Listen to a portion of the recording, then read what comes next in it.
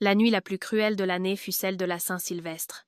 Tandis que toute la famille était réunie autour de la table pour le festin, l'homme que j'avais aimé durant toute ma jeunesse a sorti une ceinture de cuir de son pantalon, s'est approché de moi et, en hurlant, m'a ordonné de m'agenouiller pour me repentir du péché d'adultère. Son sifflement dans l'air frais de la nuit était comme une lame qui déchiquetait toute dignité et tout sens de la justice. Je n'ai ni pleuré, ni supplié. Silencieusement, j'ai sorti et serré dans ma main une clé USB qui allait provoquer la chute de cette famille. La situation était ridicule, car dans quelques instants, les secrets les plus honteux de ma belle-mère et de mon beau-frère allaient être révélés. Le mari de ma belle-sœur, surpris dans une situation ignominieuse. Comment en étais-je arrivée à cette situation désespérée?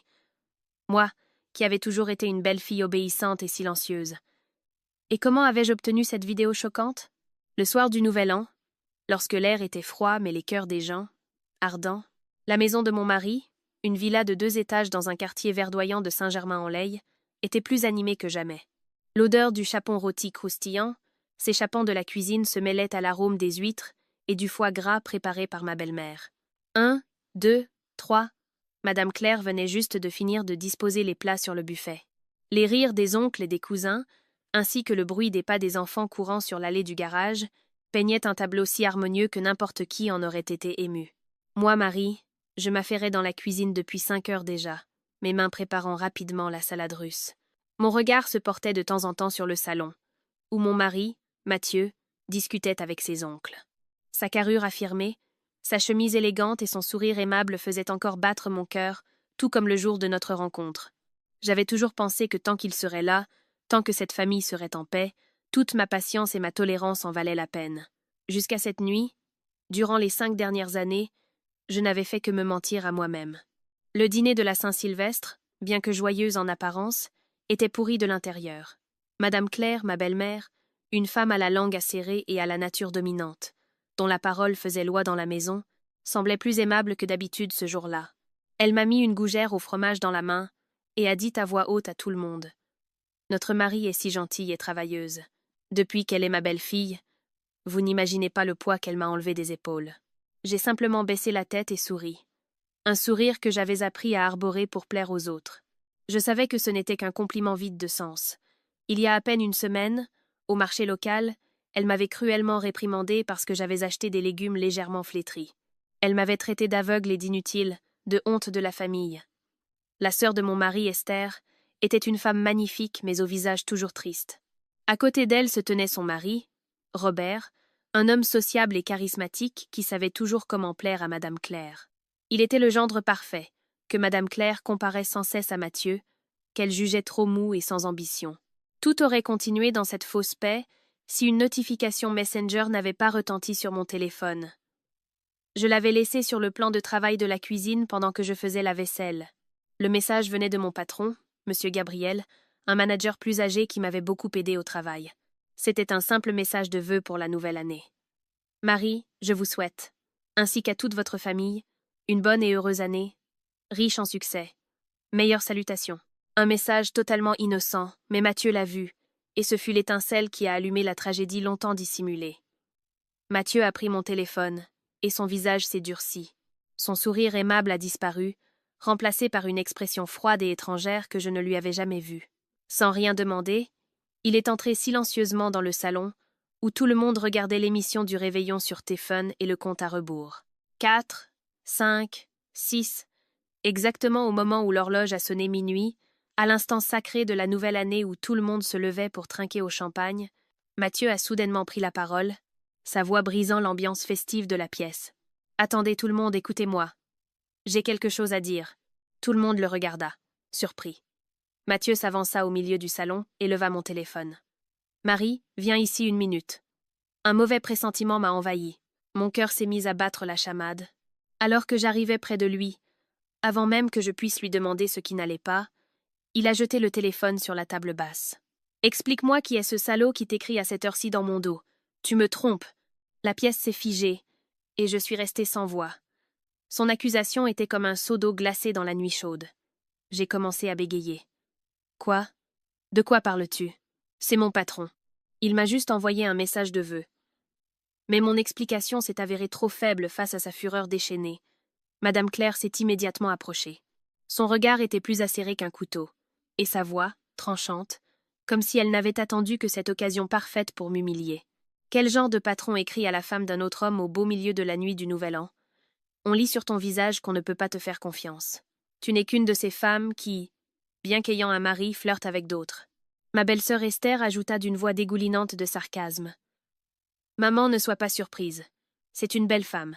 C'est normal que les hommes lui courent après. C'est juste mon frère, Mathieu, que je plains. J'ai senti le monde tourner autour de moi. Pourquoi? Pourquoi pouvait-il me condamner sans aucune preuve? J'ai regardé Mathieu avec des yeux suppliants. Chérie, tu connais mon caractère. Je ne suis pas comme ça. Mais Mathieu ne m'a pas regardé. Il a détourné la tête et fixé le mur. Puis il a fait quelque chose que je n'oublierai jamais de ma vie. Il s'est dirigé vers le coin du salon où était suspendue la vieille et épaisse ceinture de cuir de son grand-père, soi-disant laissée là pour discipliner les générations futures. Il l'a décrochée. Le craquement du cuir tendu résonna d'un son effroyablement sec. « Agenouille-toi, ici, devant moi, devant toute la famille !» siffla-t-il entre ses dents, les yeux rouges de colère. « Avoue ton péché.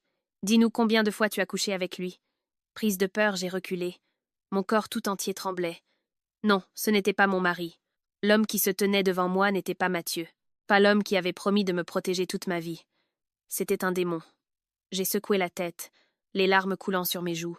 Je n'ai rien fait de mal. S'il te plaît, ne fais pas ça. Tu nies encore, a hurlé Mathieu. Il a brandi la ceinture, et le sifflement de l'air a déchiré mes tympans. Aucun des parents n'est intervenu. Ma belle-mère se tenait les bras croisés, avec un sourire satisfait. Les autres parents avaient soit peur, soit été curieux, me faisant simplement la protagoniste de cette horrible pièce de théâtre.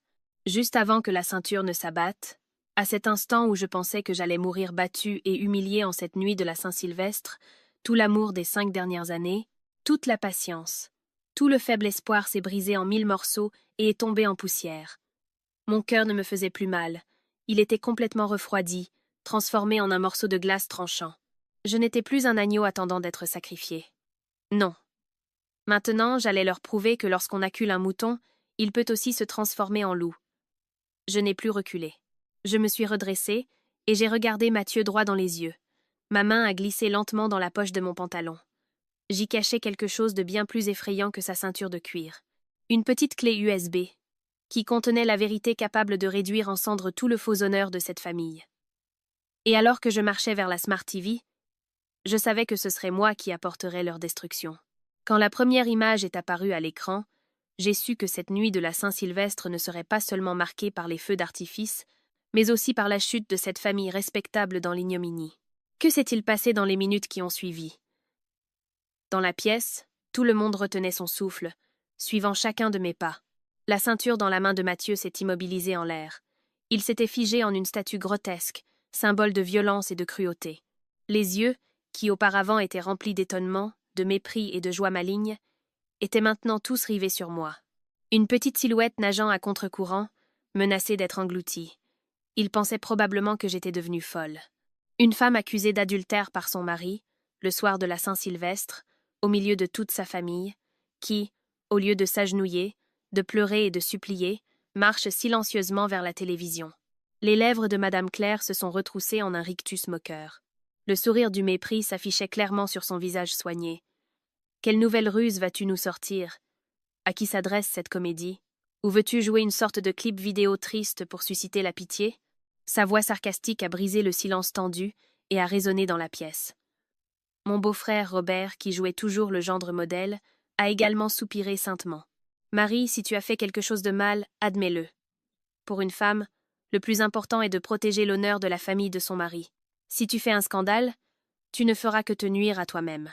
Ces paroles, qui de l'extérieur semblaient être un conseil sincère, n'étaient en réalité que d'autres couteaux qui remuaient le sel dans ma blessure. Elles confirmaient indirectement que j'étais coupable, et que je devais endurer cette humiliation en silence. Je n'ai pas répondu. Ma main n'a pas tremblé lorsque j'ai inséré la clé USB dans le port latéral du grand téléviseur. Je me préparais à ce moment depuis longtemps. Non par ruse, mais au prix de larmes et d'humiliation.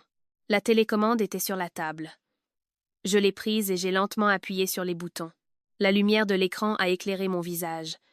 Je pense qu'à ce moment-là, mon regard était effroyablement calme. J'avais été trop longtemps une actrice sans valeur dans la pièce intitulée La famille heureuse. J'avais appris le rôle de la belle-fille raisonnable, de l'épouse digne qui sait où est sa place. J'ai joué ce rôle si parfaitement que j'en avais presque oublié qui j'étais vraiment. Moi aussi j'ai des sentiments. Je ressens la douleur, et j'ai une dignité. Mais aujourd'hui ce rôle était terminé. La metteuse en scène de cette pièce, c'était moi désormais, et ils allaient tous, un par un, devoir jouer leur vrai rôle, sans masque. J'ai levé la tête, et j'ai parcouru la pièce du regard. Mon regard s'est arrêté sur l'homme que j'avais autrefois aimé plus que ma propre vie. Mathieu se tenait toujours là, la ceinture de cuir à la main tremblant légèrement. La colère initiale sur son visage était mêlée d'un peu d'étonnement et de confusion. Il ne comprenait probablement pas comment je pouvais être si calme. Pourquoi je ne criais pas ou ne suppliais pas, comme lui et sa famille l'attendaient. « Marie, qu'est-ce que tu fais ?»« N'aggrave pas la situation, » dit-il. « L'aggraver ?» J'ai esquissé un faible sourire. Un sourire sans chaleur. Un sourire où le désespoir s'était pétrifié. « Penses-tu que ça puisse être pire, chérie ?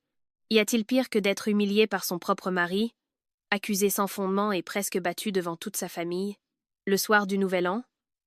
Dis-moi, y a-t-il pire que ça ?» Ma voix n'était pas forte, mais chaque mot tranchait le silence de la pièce comme une lame. Il a pénétré sa lâcheté. Je l'ai regardé droit dans les yeux, essayant de trouver une infime trace de l'ancien Mathieu, l'homme qui avait promis de me protéger, mais je n'ai vu que du vide et de la peur. Mathieu a baissé la tête. Il ne pouvait pas répondre, car il savait que j'avais raison. Quand Madame Claire a vu que son fils était acculé, elle a soudainement crié. Sa voix a déchiré mes tympans comme le fil d'un rasoir. « De quel droit parles-tu ainsi ? Tu as sali l'honneur de cette famille avec ton adultère. C'est tout à fait normal qu'on te batte. Mathieu, vas-y, frappe-la. Mon fils, donne une leçon à cette traînée, a-t-elle insisté, comme si elle voulait voir immédiatement ma souffrance, ma douleur. Mais il était déjà trop tard. Ces paroles ne servaient maintenant qu'à rendre la pièce que je voulais présenter encore plus dramatique. Sans dire un mot, je me suis retournée. Mon doigt a lentement appuyé sur le bouton de lecture, et l'écran du téléviseur s'est allumé. Ce qui est apparu en qualité Full HD sur le coûteux téléviseur était un environnement familier. Le salon de cette même maison était visible, avec le canapé en cuir brillant et la grande peinture de paysage sur le mur, dont ma belle-mère était toujours si fière. Et les deux protagonistes, qui jouaient une pièce 1000 fois plus dégoûtante que la fausse accusation qu'ils m'avaient jetée à la figure. La femme dans la vidéo avait les cheveux relevés, et sa silhouette était très familière. Ce n'était autre que ma belle-mère, Madame Claire, et l'homme qui l'enlaçait et lui caressait le dos sans fin, c'était mon beau-frère. Robert, le mari de la sœur de Mathieu. Cette scène, cet acte d'amour honteux et secret, se déroulait de manière limpide, sans censure, devant toute la famille. Le souffle des gens semblait s'être arrêté. Le bruit des feux d'artifice à l'extérieur est soudain devenu insignifiant et lointain. Le monde entier semblait s'être rétréci dans ce silence assourdissant et les images grossières et laides qui dansaient sur le grand écran. La ceinture de cuir est tombée de la main de Mathieu et s'est écrasée sur le sol. Un bruit sec, pathétique, comme si tout l'honneur de la famille avait été réduit en poussière. Toute cette famille respectable a été forcée d'assister à l'incroyable vérité. Mais comment avais-je obtenu cette vidéo choquante ? Et comment chaque membre de la famille de mon mari a-t-il réagi lorsque leur vrai visage a été révélé ? La nuit de la Saint-Sylvestre, c'était comme si tout l'air avait été aspiré de la pièce. Le temps semblait s'être arrêté à l'instant où ces images répugnantes sont apparues, révélant la vérité sale et maladive que personne ne pouvait ignorer. Les chuchotements ont cessé. Les rires des enfants se sont tus. Un silence lourd et pesant s'est abattu sur tout le monde. Le teint de chacun a changé, passant de la surprise et de la confusion au dégoût le plus total. Les oncles et les tantes, qui avaient toujours été si fiers de la moralité de la famille, étaient maintenant assis, la bouche bée. Leurs yeux étaient rivés sur l'écran, comme s'ils ne voulaient pas croire ce qu'ils voyaient. Madame Claire, ma belle-mère, qui il y a quelques minutes encore prêchait fièrement la morale et criait qu'on me batte, se tenait maintenant les pieds cloués au sol. Son regard était fixé sur sa propre image à la télévision. Son visage est devenu aussi blanc qu'un mur. Même son maquillage soigneusement appliqué ne pouvait cacher la panique et la honte qui l'envahissaient. Ses lèvres bougeaient, mais aucun mot n'en sortait. Elle a chancelé et n'a pu se maintenir debout qu'en s'agrippant à l'accoudoir du canapé. Son corps tout entier tremblait comme une feuille. À côté d'elle, mon beau-frère Robert. L'homme qui s'était toujours montré si raffiné et si gentil n'était pas en meilleure posture. Son visage était livide, et une sueur froide perlait sur son front. D'une voix pathétique et tremblante, il a murmuré « C'est C'est un faux. C'est un deepfake. Mais ces mots étaient complètement vains face aux images limpides et réalistes qui défilaient sous leurs yeux. N'importe qui pouvait voir que ce n'était pas un montage. Mais la réalité. Une réalité sale et dégoûtante. Celle qui a probablement subi le plus grand choc fut ma belle-sœur, Esther. Elle était clouée sur place. Ses yeux magnifiques, mais toujours tristes, étaient maintenant remplis de panique et de cœur brisé. Elle a fixé l'homme en qui elle avait toujours eu confiance. L'homme à qui elle avait donné sa jeunesse pour fonder un foyer. Puis elle a regardé sa mère, qu'elle respectait profondément. Les deux personnes les plus importantes de sa vie l'avaient trahi de la manière la plus douloureuse et la plus honteuse. Des larmes ont coulé sur ses joues. Elle ne sanglotait pas, il n'y avait qu'un silence déchirant. Elle a lentement tourné la tête vers moi. Dans ses yeux, il n'y avait plus de sarcasme ni de mépris, mais un regard complexe et inexplicable. Il y avait en elle une pointe de ressentiment envers moi pour avoir révélé cette cruelle vérité. Mais il y avait aussi une trace de deuil. Et mon mari, Mathieu, s'est effondré sur la chaise la plus proche, comme si toute force avait quitté son corps. Il a regardé l'écran, puis moi. Ses yeux étaient remplis d'une confusion insaisissable. Il ne pouvait probablement pas croire que sa mère, qu'il avait toujours adorée, et qu'il avait incité à m'accuser et à me maltraiter, était elle-même la protagoniste de ce drame répugnant. La foi et le respect qu'il avait nourris pendant des années se sont complètement effondrés en quelques minutes. Au milieu du silence terrible, la seule personne qui a gardé son sang-froid, c'était moi. J'ai pris la télécommande et j'ai silencieusement appuyé sur le bouton pause. L'écran s'est figé sur le moment le plus honteux de ma belle-mère et de mon beau-frère. Puis je me suis retournée et j'ai regardé droit dans les yeux de chaque personne présente dans la pièce. Ma voix n'était pas forte, mais elle résonnait clairement et durement, comme un marteau frappant leur conscience. Que s'est-il passé? Tout le monde est surpris? Ma respectable belle-mère, mon cher beau-frère, vous connaissez cette vidéo, elle vous plaît? Je vous en montre d'autres? J'en ai plein d'autres. Des enregistrements sous différents angles. De toute une semaine. Et j'ai aussi l'audio original non coupé. Mes mots ont été comme une deuxième bombe explosant dans la pièce. Madame Claire a enfin réagi.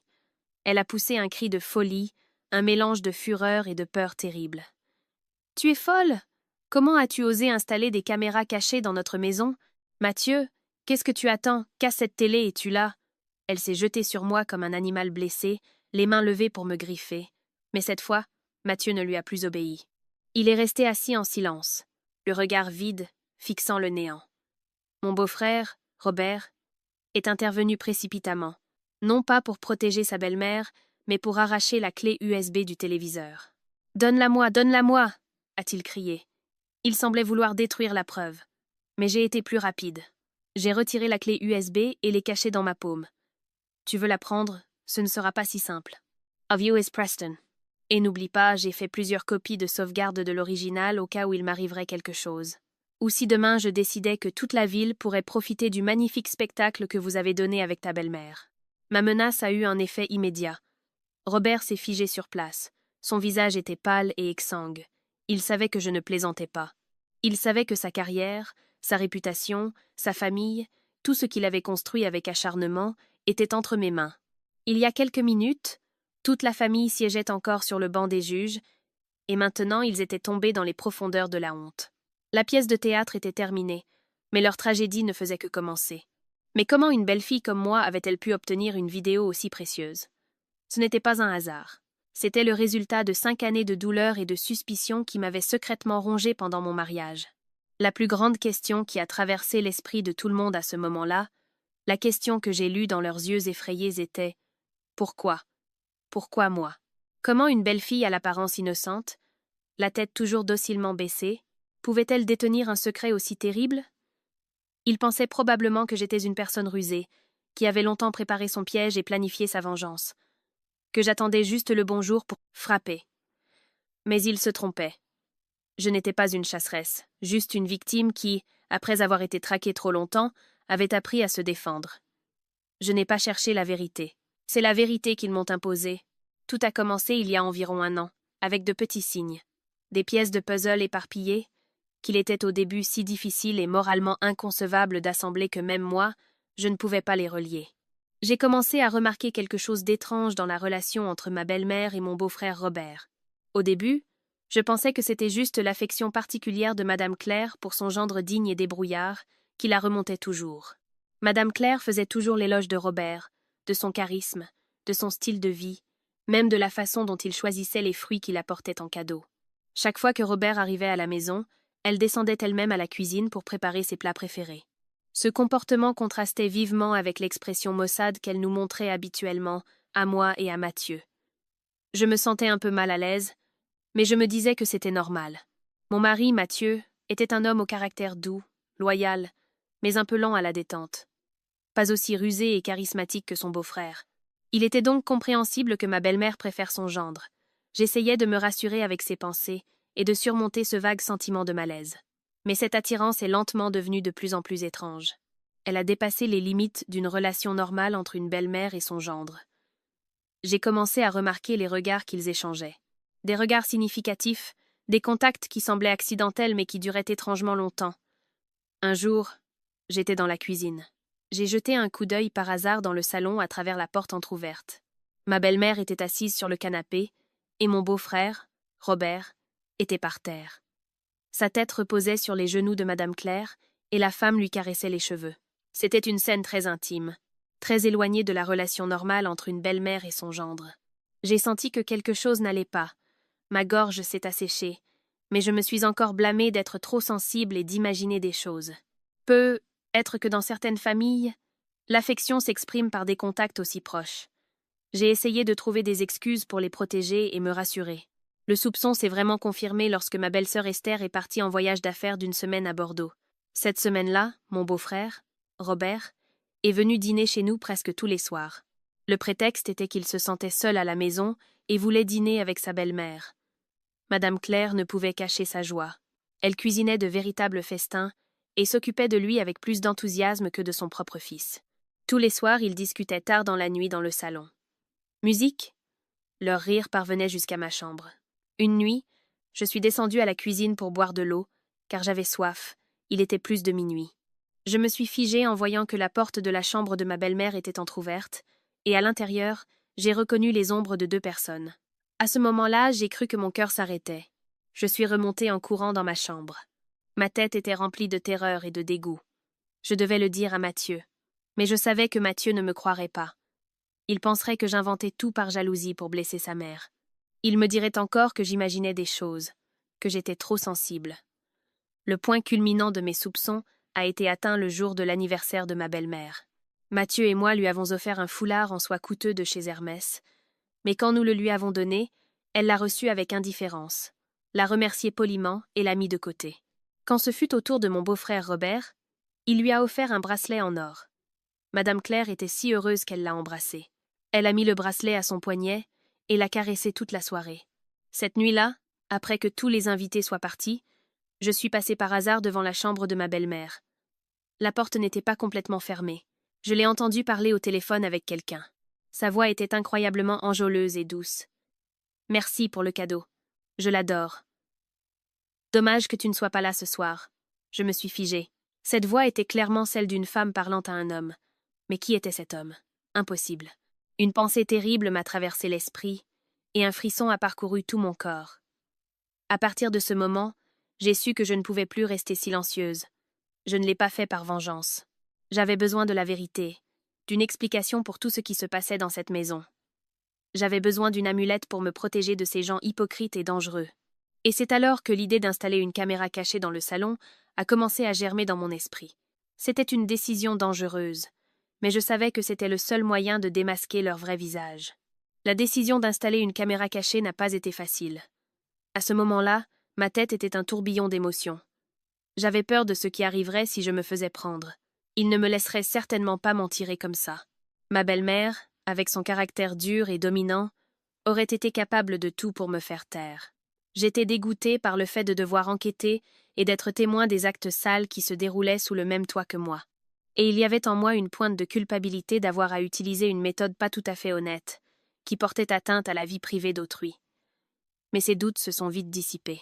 Je me suis souvenue du regard indifférent et sans émotion de mon mari, Mathieu. Chaque fois que j'essayais de parler des injustices que je subissais, chaque fois que sa mère m'insultait sans raison, il se contentait de se taire ou, pire encore, me conseillait de supporter pour préserver la paix dans la maison.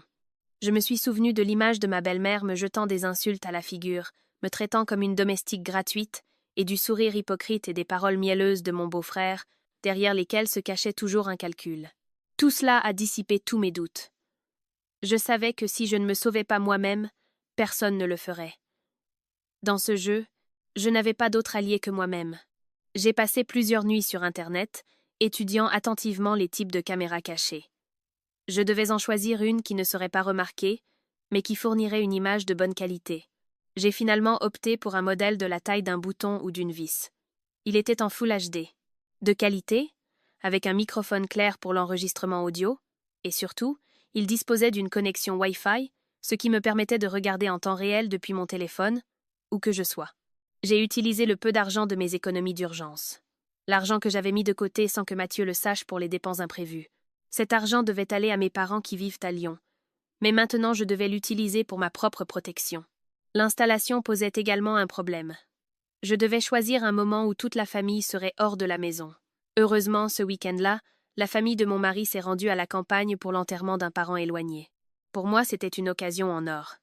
Le samedi, j'étais seule à la maison toute la journée, le souffle coupé. J'ai décidé de l'installer dans la partie supérieure du cadre du grand tableau de paysage dans le salon, en le camouflant en clous enfoncés dans le bois.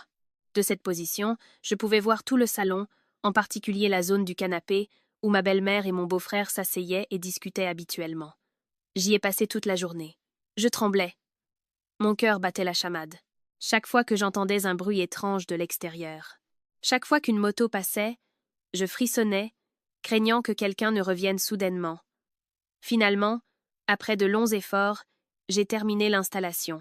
J'ai ouvert mon téléphone et je me suis connectée à la caméra. L'image était très claire, et le son, correct.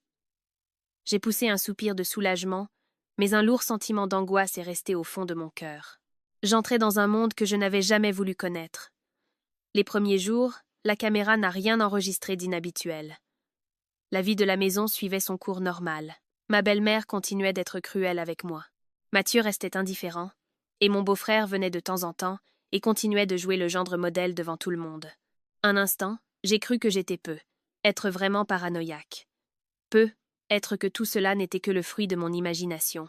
Peu, être que la scène que j'avais vue cette nuit-là dans la chambre de ma belle-mère n'était qu'une illusion. Mais mercredi après-midi, alors que j'étais au bureau, mon téléphone a vibré à cause d'une notification. La caméra avait détecté un mouvement dans le salon.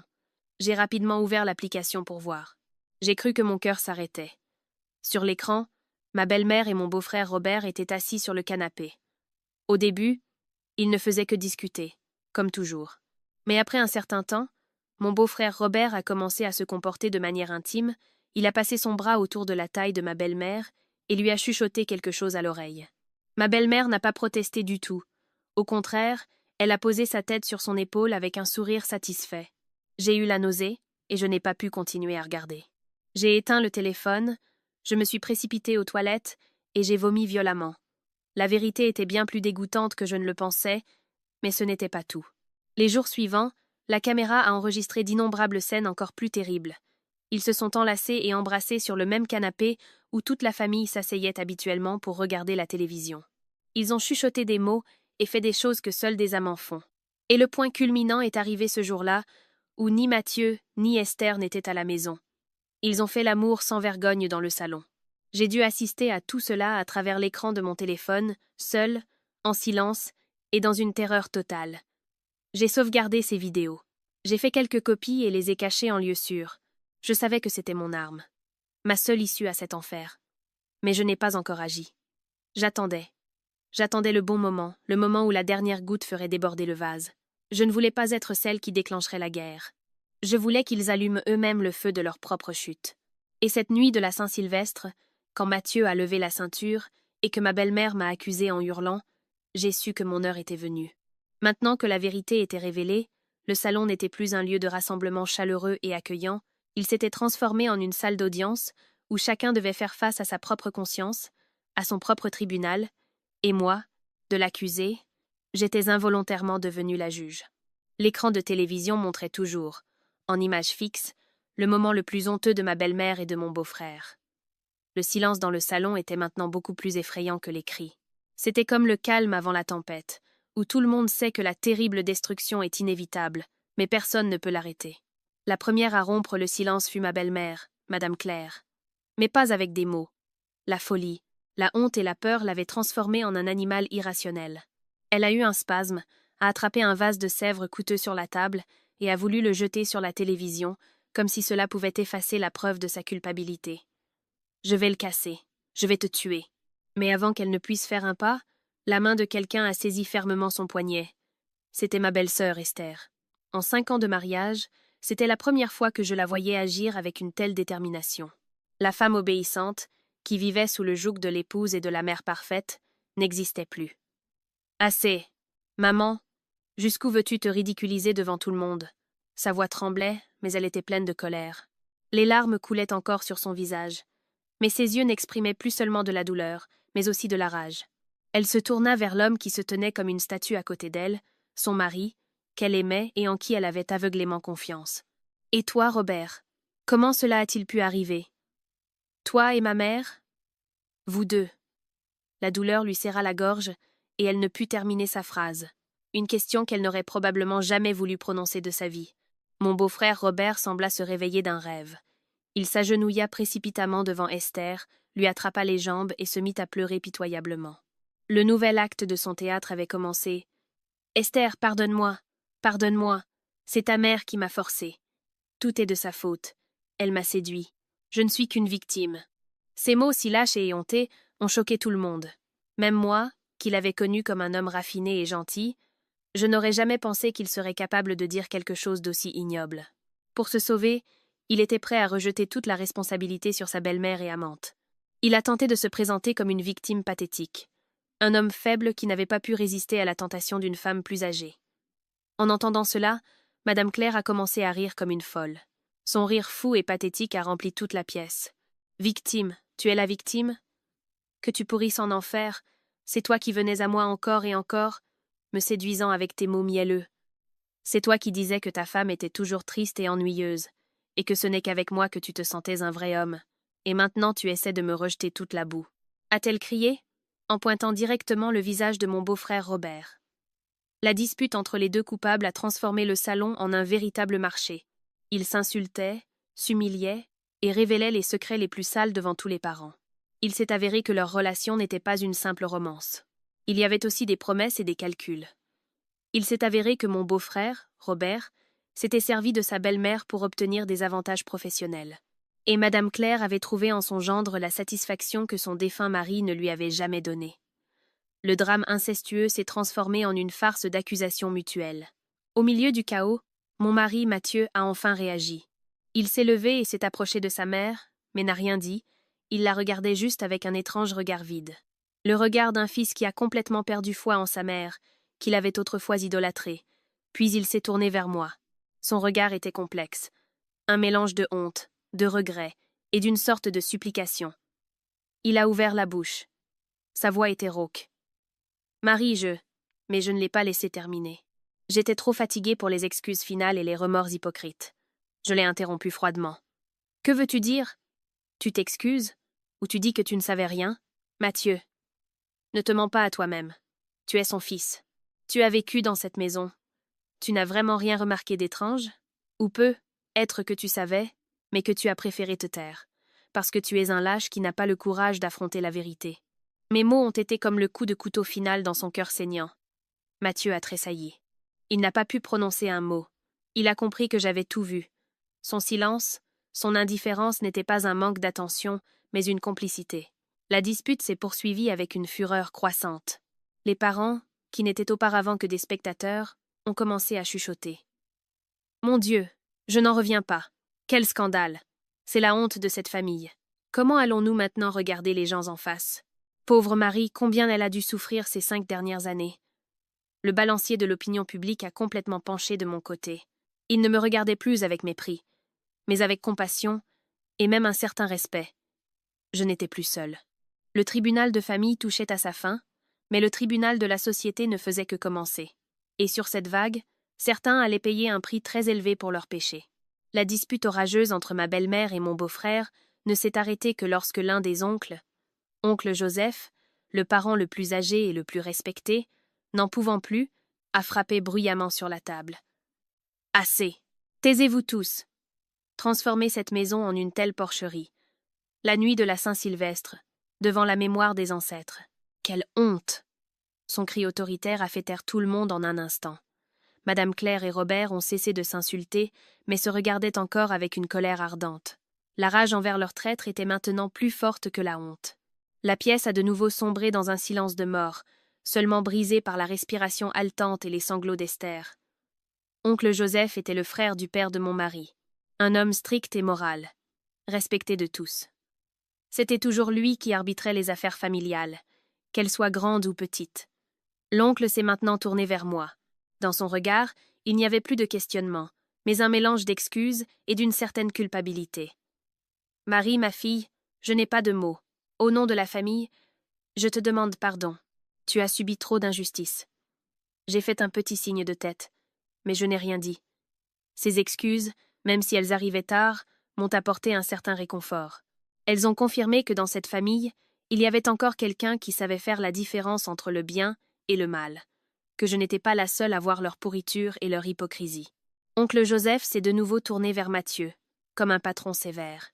« Et toi, Mathieu, en tant que mari et chef de famille, comment as-tu pu laisser une chose aussi terrible se produire? Au lieu de protéger ta femme, tu t'es comporté de manière irréfléchie et cruelle. Tu as presque commis un péché grave. Te considères-tu encore comme un homme? Penses-tu que ton défunt père pourrait reposer en paix s'il savait cela? » Chaque mot était comme un coup de fouet invisible qui s'abattait sur la conscience de Mathieu. Il a baissé la tête, les épaules tremblantes. Il n'a pas pu réfuter un seul mot. Tout ce que l'oncle avait dit était vrai. Il avait échoué en tant que mari, était un mauvais fils et un homme lâche. Après un moment de silence, l'oncle, dans une dernière tentative pour sauver la situation, a pris sa décision. « Bon, puisque les choses en sont arrivées là, nous ne pouvons plus le cacher. Mais réglons cela discrètement au sein de la famille, pour ne pas nous ridiculiser devant les gens. L'affaire de Claire et Robert sera dûment sanctionnée par la famille. Quant à votre mariage, Mathieu, tu dois officiellement t'excuser auprès de Marie, et à partir de maintenant, tu dois bien la traiter. Tu ne peux pas permettre qu'elle subisse de nouveau la moindre injustice. » Les paroles de l'oncle sonnaient comme un verdict final, une tentative de sauver le peu d'honneur qui restait à la famille. Tout le monde pensait que c'était une décision raisonnable.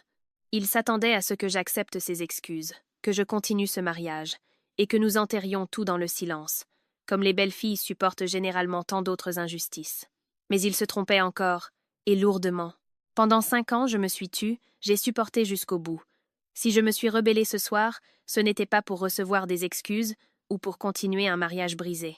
Je l'ai fait pour reprendre ma liberté et ma dignité. J'ai pris une profonde inspiration et j'ai regardé l'oncle droit dans les yeux. Ma voix était calme, mais ferme. « Oncle Joseph, merci pour vos paroles aimables, mais je ne peux pas accepter cette décision. » Un autre murmure de surprise a parcouru la pièce. Personne ne pouvait croire que j'osais contredire la décision du membre le plus âgé de la famille. Ce n'est plus un problème familial. Cela a dépassé les limites du mariage, cela a dépassé les limites de la morale humaine.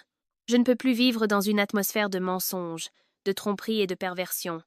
Je vais demander le divorce.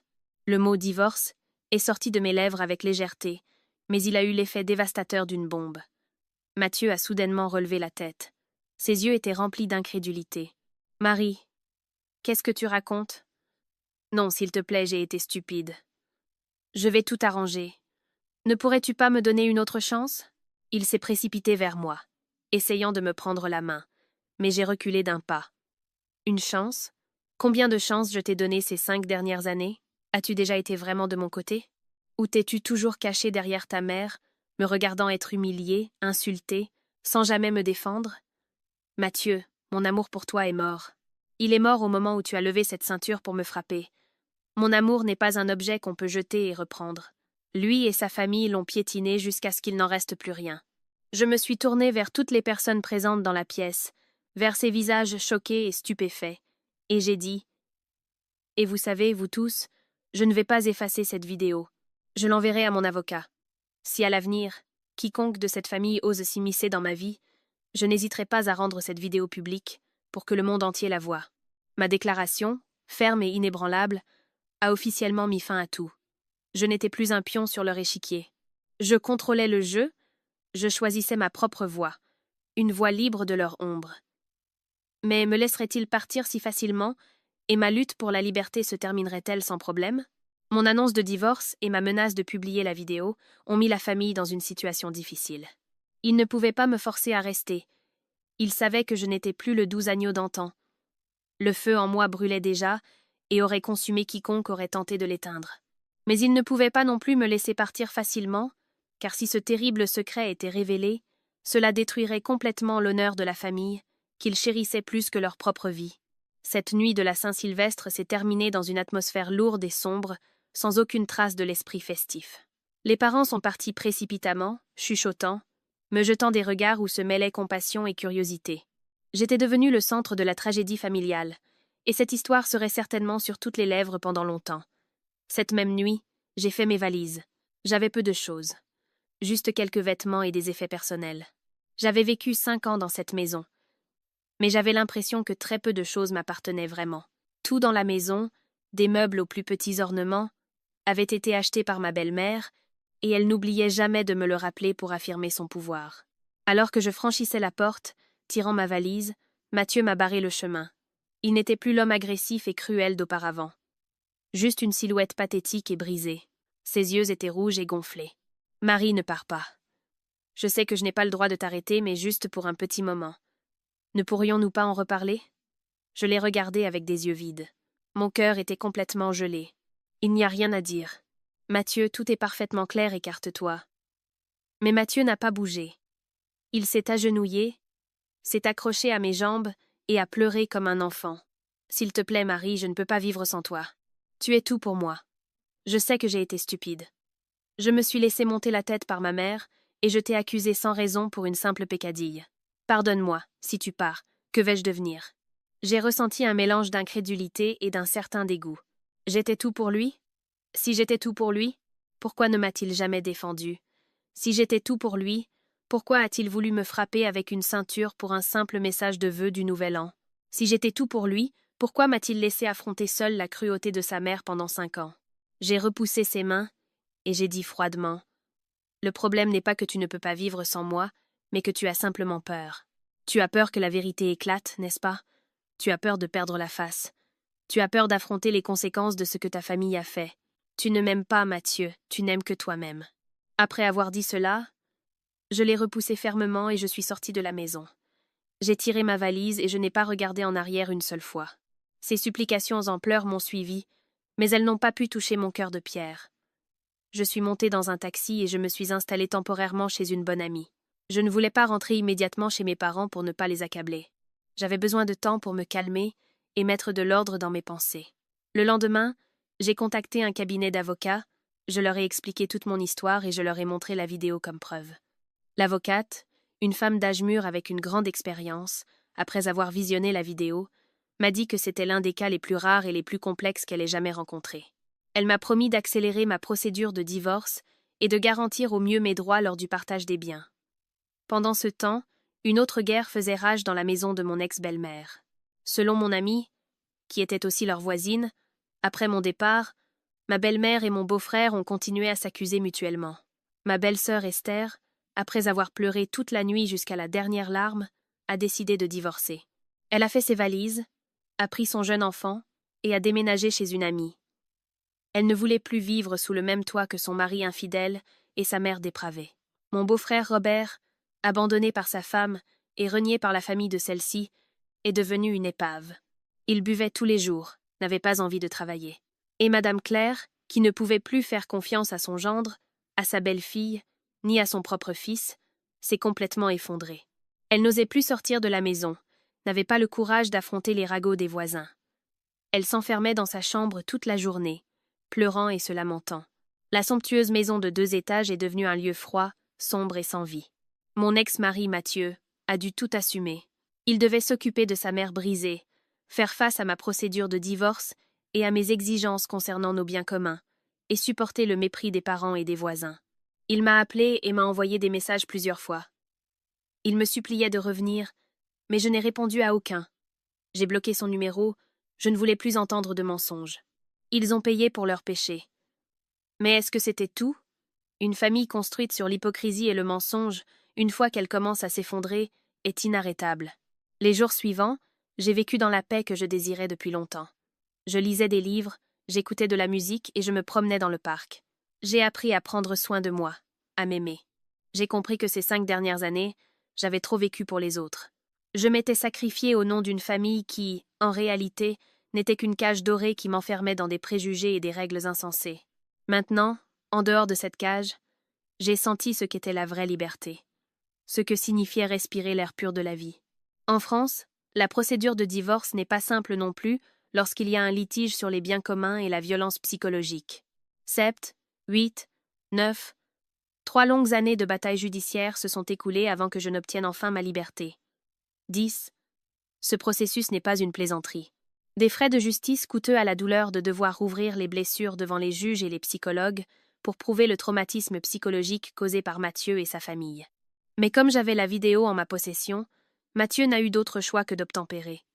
Il était terrifié à l'idée que ce scandale honteux soit rendu public. Il a été contraint de signer un accord à l'amiable concernant nos biens communs. Pendant ces 3 années, j'ai supporté chaque audience et la lenteur de la justice jusqu'au jour où le tribunal a rendu sa décision définitive. Notre mariage ne s'est pas terminé froidement. Il s'est terminé après une longue patience et une lutte pour ma dignité. Pour que je me taise et que je ne publie pas la vidéo, il a signé un accord à l'amiable qui m'était favorable. Il m'a donné la plus grande partie de nos biens communs et une importante indemnité forfaitaire pour m'aider à recommencer. Il n'a pas fait appel. Notre mariage s'est terminé brusquement et froidement.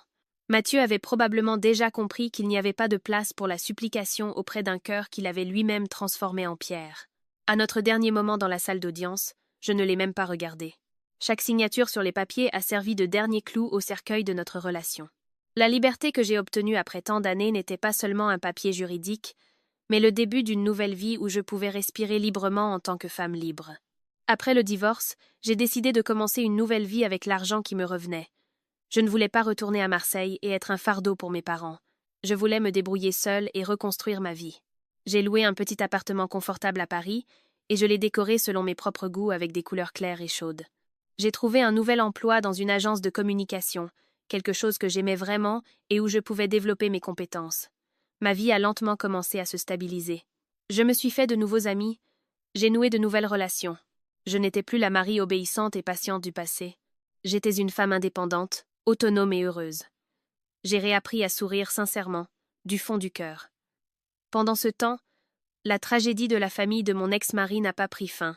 Le scandale incestueux, bien qu'ils aient tenté de le cacher, a fini par être révélé. On ne peut pas cacher une aiguille dans une botte de foin. Les parents qui étaient présents cette nuit de la Saint-Sylvestre, malgré les demandes de discrétion, n'ont pas pu garder secrète cette histoire choquante. Ils l'ont racontée à l'un, puis à l'autre, et bientôt tout le quartier, puis toute la ville, l'a su. Le prestige de la famille, si important pour eux, a été complètement anéanti. Mon ex-beau-frère, Robert, après quelques mois d'alcoolisme et de vie dissolue, a été licencié de son entreprise. Aucune entreprise ne voulait embaucher quelqu'un dont le nom était entaché d'un tel scandale. Il a perdu son travail, sa famille et son honneur. Il n'a pas supporté le choc.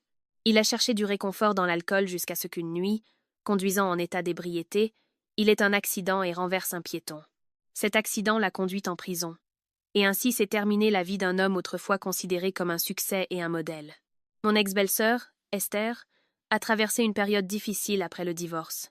Elle a dû élever seule son fils, luttant contre les préjugés du monde, mais pour elle, c'était probablement une libération. Elle n'avait plus à vivre sous l'oppression hypocrite de sa famille. Elle a trouvé un travail en ligne pour une boutique en ligne, ce qui, bien que difficile, lui a permis de subvenir à leurs besoins. Parfois, elle m'écrit pour savoir comment je vais. Dans ses messages, il n'y a plus de sarcasme ni de mépris comme avant, mais de la compassion et une certaine gratitude. Elle a dit que je l'avais aidée à voir le vrai visage des personnes en qui elle avait le plus confiance. Et Madame Claire, après de nombreux traumatismes, est tombée dans une grave dépression. Elle a perdu son bon sens d'antan. Elle marmonnait constamment pour elle-même et disait des choses insensées. Mathieu a dû l'enfermer dans sa chambre et engager une infirmière. La somptueuse maison de 2 étages ressemblait à une prison froide et sombre. Mathieu y vivait seul, s'occupant de sa mère à l'esprit dérangé. Il a dû vendre une partie de la maison pour payer le traitement de sa mère et l'indemnisation de la victime de l'accident de son ex-beau-frère. Sa vie est devenue une série de jours sombres et sans espoir. Chacun a eu la fin qu'il méritait pour ses actes. Mais l'histoire n'était pas encore terminée. Il y avait encore quelqu'un qui m'avait causé la plus grande douleur et qui n'avait pas encore reçu son jugement final. Je parle de mon ex-mari, Mathieu. Bien qu'il ait dû porter le fardeau de la solitude, du remords et le poids d'une famille brisée, j'ai senti que ce n'était pas une punition suffisante pour ce qu'il m'avait fait. Il n'était pas l'organisateur du complot pervers. Mais sa lâcheté et son indifférence ont été le terrain fertile qui a permis à toute cette méchanceté de croître.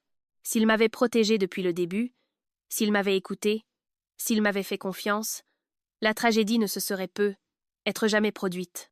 Il aurait pu mettre un terme à la relation inappropriée entre sa mère et son beau-frère, il aurait pu me donner un vrai foyer, mais il ne l'a pas fait. Il a choisi le silence de l'indifférence et m'a sacrifié pour sa propre fausse paix. Je ne le détestais plus. Quand l'amour meurt, la haine perd aussi son sens. La haine n'aurait fait qu'épuiser encore plus mon âme, mais je voulais qu'il comprenne vraiment la douleur que j'avais traversée. Je voulais qu'il goûte à ce que c'est que de voir le monde entier vous tourner le dos, d'être trahi par la personne la plus proche. Je voulais qu'il affronte sa propre nature lâche et ressente le remords pour son erreur impardonnable, et je savais qu'il y avait un moyen d'y parvenir. Pas par la violence ou une vengeance bruyante, mais par un coup psychologique profond et douloureux. J'avais toujours ma copie de cette terrible vidéo. Je pensais que je ne l'utiliserais plus jamais, que ce serait un secret enterré pour toujours, mais j'ai eu une autre idée. Je ne la rendrais pas publique pour tout le monde. Cela me rendrait comme eux, nourrissant la curiosité du public en révélant les histoires sales des autres. Je ne l'enverrais qu'à une seule personne. Une personne dont je savais qu'elle pourrait porter un coup fatal à Mathieu. Un coup bien plus douloureux que la perte de la face, la perte d'argent ou le mépris du monde. Cet homme était le meilleur ami du père de Mathieu, le défunt oncle Étienne, décédé il y a 1 an. Ça semble fou. Comment peut-on envoyer quelque chose à un mort? Mais je savais qu'il y avait un moyen de lui faire parvenir cette vidéo. Un moyen pour que la voix de son père, ses enseignements, résonnent à nouveau dans l'esprit de Mathieu. Mon défunt beau-père était un homme très strict et patriarcal.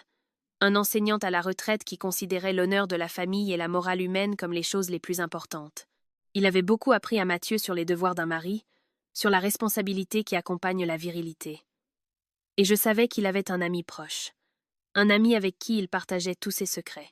C'était oncle Nicolas, un ancien voisin de la famille de mon ex-mari, également enseignant, qui avait déménagé dans un autre arrondissement après la mort de mon beau-père. Ils étaient les meilleurs amis du monde. Buvaient souvent ensemble de l'eau-de-vie et du café fait maison et jouaient aux échecs dans le garage. Il m'a fallu un peu de temps pour réussir à contacter oncle Nicolas. Finalement, grâce à une vieille connaissance, j'ai obtenu son numéro de téléphone. Je l'ai appelé et me suis présentée comme l'ex-belle-fille du défunt oncle Étienne. Je lui ai raconté toute l'histoire, sans omettre aucun détail. Au début, oncle Nicolas ne voulait pas me croire. Il ne pouvait pas croire qu'une chose aussi terrible ait pu se produire dans la famille de son ami, qu'il respectait profondément. Dans son souvenir, Madame Claire était encore une épouse et une mère raisonnable. Et Mathieu, un fils gentil et obéissant. Mais quand je lui ai envoyé la vidéo à regarder, il est resté sans voix. Ses yeux sont devenus rouges, ses mains tremblaient. Il a dit « Si mon ami était encore en vie, il n'aurait certainement pas survécu à ce coup. Il aurait certainement rompu les liens avec sa femme et son fils. Il considérerait cela comme la plus grande honte de sa vie. » J'ai demandé une faveur à oncle Nicolas. Je lui ai demandé de montrer cette vidéo à Mathieu, mais pas par email ou par message. Je voulais qu'il la lui montre en personne, le jour de l'anniversaire de la mort de mon beau-père. Je voulais que Mathieu, le jour où il honorait la mémoire de son défunt père, soit confronté à la vérité la plus honteuse concernant sa famille. Je voulais qu'il ressente, devant l'autel commémoratif de son père, le remords pour ce qu'il avait fait et pour avoir laissé tout cela se produire. Je voulais que les enseignements de son père, qu'il avait toujours respectés, soient le verdict qui le condamnerait. C'était une vengeance cruelle, mais je ne l'ai pas regrettée, car je savais que c'était le seul moyen de réveiller un homme qui avait dormi trop longtemps dans la lâcheté et l'indifférence. L'anniversaire de la mort de mon ex-beau-père tombait pendant la saison des pluies. C'était un jour d'octobre frais et pluvieux, avec des averses ininterrompues. Le temps sombre et triste semblait compatir à la tragédie de cette famille. Je ne suis pas allée à la commémoration. Ma relation avec cette famille était complètement rompue, mais dans mon cœur, une faible ondulation tremblait encore. Mon plan fonctionnerait-il comme je l'espérais? Ce dernier coup atteindrait-il les profondeurs de l'âme de Mathieu?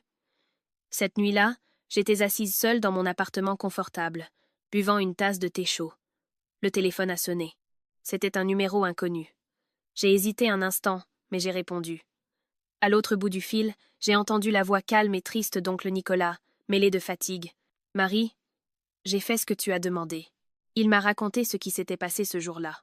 Mathieu avait installé un simple autel commémoratif dans la maison vide et froide. Seuls quelques parents proches étaient présents, ceux qui ressentaient encore quelque chose pour la famille. Madame Claire était toujours à l'hôpital en traitement psychiatrique, donc elle ne pouvait pas être là, et Esther n'est pas venue non plus. L'atmosphère de la commémoration était très sombre et lourde. Elle ne ressemblait en rien aux années précédentes, lorsque la famille était encore considérée comme respectable. Après que tout le monde ait rendu hommage, oncle Nicolas a pris Mathieu à part dans le jardin. Il n'a pas dit beaucoup de mots. Il lui a simplement tendu une tablette et a lancé la vidéo. Il a dit qu'il voulait qu'il voie quelque chose que lui, et peut, être aussi son père, devrait voir. Au début, Mathieu était confus. Il ne comprenait pas ce qui se passait. Il pensait probablement que c'était de vieilles photos de son père. Mais lorsque la première image est apparue, son visage a changé de couleur, il s'est arrêté, terrifié. Son regard était rivé sur l'écran, encore et encore. Il a regardé la vidéo comme s'il n'en croyait pas ses yeux. Son corps tout entier tremblait, non de colère mais de douleur et de honte. Puis il a regardé oncle Nicolas. Ses yeux étaient remplis de désespoir. « Ça, d'où l'avez-vous eu » Oncle Nicolas a répondu calmement, sa voix lourde de son âge. « C'est Marie qui me l'a envoyé. Elle m'a dit qu'elle voulait que tu voies de tes propres yeux, devant l'esprit de ton père, ce qu'est devenu cette famille. Elle voulait que tu te demandes ce que ton père ressentirait s'il était encore en vie. » Les mots d'oncle Nicolas ont été comme un coup de poignard final dans le cœur brisé de Mathieu. L'image de son père, ses enseignements sur la morale humaine, sur l'honneur de la famille, tout cela a resurgi dans sa mémoire. Il n'en pouvait plus. Il a sangloté comme un enfant. Il s'est effondré, a couvert son visage de ses mains et a sangloté dans le jardin de la maison, devant les parents stupéfaits. C'était la première fois depuis des années que les gens voyaient Mathieu pleurer. C'étaient des larmes tardives, mais peu, être des larmes de compréhension. Il a pleuré longtemps. Il ne se souciait pas que la pluie commence à tomber de plus en plus fort et le trempe jusqu'aux os. Oncle Nicolas a dit qu'à partir de ce jour, Mathieu a complètement changé. Il n'essaie plus de s'accrocher à moi. Il a accepté la vérité, il a accepté la punition. Il m'a envoyé un message qui ne contenait que 2 mots. « Pardonne-moi ». Je n'ai pas répondu, mais je savais que cette fois, les excuses étaient sincères. Il a vendu la maison de 2 étages. Une partie de l'argent est allée à sa mère à l'hôpital, l'autre partie, il l'a envoyée à Esther pour l'aider à élever son fils. Avec le reste de l'argent, il a loué un petit studio et a mené une vie calme et solitaire. Il a trouvé un travail de nuit et a travaillé dur pour gagner de l'argent afin de réparer ses erreurs. Il n'était plus Mathieu, le fils de la famille respectable, juste un homme ordinaire qui essayait de vivre selon sa conscience, pour ne pas faire honte à son défunt père. Après avoir écouté l'histoire d'oncle Nicolas, je n'ai ressenti aucune joie maligne ni plaisir, seulement une étrange paix. Enfin, tout était terminé. Chacun avait trouvé son propre chemin. Aussi difficile et douloureux que cela ait été, je n'étais plus liée au passé. J'étais prête à aller de l'avant et à ouvrir un nouveau chapitre de ma vie, un chapitre sans ombre, sans mensonge et sans trahison. Mon histoire, une histoire pleine de tragédies et de larmes, touchait enfin à sa fin. Mais ce n'est pas une fin heureuse de conte de fées, mais une fin réaliste. Une fin où la vérité a triomphé, et où chacun a appris sa chère leçon. Avec le temps, les blessures de mon cœur ont aussi commencé à guérir. J'ai appris à pardonner, non pas pour eux, mais pour moi. J'ai pardonné pour ne pas porter le fardeau du passé, pour pouvoir vivre une vie plus légère et plus paisible. J'ai pardonné ma propre innocence et ma bêtise d'avoir fait confiance aux mauvaises personnes. J'ai pardonné ma propre faiblesse et mon obéissance d'avoir gardé le silence et supporté si longtemps. J'ai compris que garder de la rancune ne ferait qu'épuiser encore plus mon âme. Et à la fin, la seule personne blessée, ce serait moi-même. Ma vie aujourd'hui est très calme. Mon travail à l'agence de communication se passe de mieux en mieux. Mes patrons me font confiance et me confient des projets importants. Mes collègues apprécient et respectent mes compétences et mon honnêteté. J'ai acheté un petit appartement à Paris grâce à mes propres efforts, un vrai chez moi. Là, je peux être moi-même, librement, sans que personne ne me surveille ou n'exerce de pression sur moi. J'ai aussi commencé à ouvrir davantage mon cœur. Je n'ai plus peur de l'amour, et je n'ai pas perdu confiance dans les hommes. J'ai fréquenté des clubs et des événements sociaux. J'ai suivi des cours de yoga pour améliorer ma santé et ma souplesse. Je me suis fait beaucoup de nouveaux amis qui m'ont aidé à redécouvrir la joie et le sens de la vie. Et lors d'une réunion de club de lecture, J'ai rencontré un homme gentil et chaleureux qui a fait fondre mon cœur de glace. C'est mon mari actuel, un architecte. Il a 5 ans de plus que moi et a également traversé un divorce difficile en raison de la violence psychologique de son ex-femme. C'est peu, être pour cela qu'il m'a comprise et a compati à ce que j'avais traversé. Mon passé ne l'intéressait pas, seule ma personnalité comptait pour lui, celle que je suis aujourd'hui. Il m'a fait sentir ce qu'est le véritable amour et le respect, quelque chose que je n'avais jamais reçu dans mon précédent mariage. Nous avons décidé de lier nos vies et de construire un petit foyer heureux, basé sur la confiance, le respect et la compréhension.